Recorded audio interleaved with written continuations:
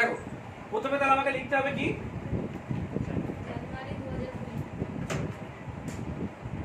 জানুয়ারি 2020 লিখলাম।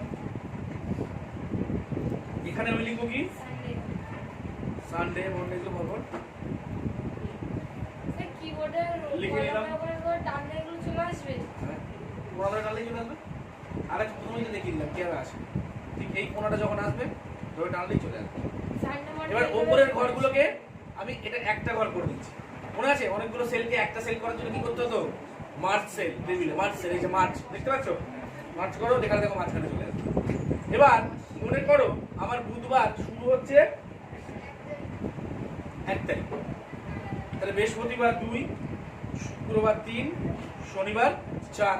ঠিক একইভাবে এটা করতে হবে 0, এটা -1, এটা -2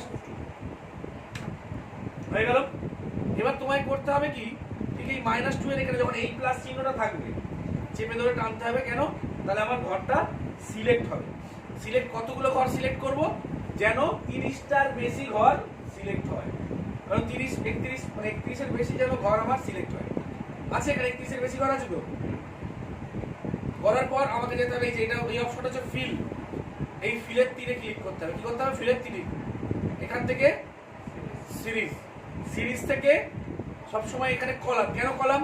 কারণ এই যে Sunday, Monday, Tuesday, Wednesday, Thursday, Friday, Saturday এটা আমি করেছি কি কলাম অনুযায়ী, তাই তো? তাহলে এটা হবে সেই জন্য কলাম। যদি এখানেও থাকতো এখানে সানডে, এটা মন্ডে, এটা টুইসডে, তাহলে এখানে করতে হতো রো। স্টেপ ভ্যালু হবে 7, স্টেপ ভ্যালু হবে 7, আর স্টপ ভ্যালু হবে কত?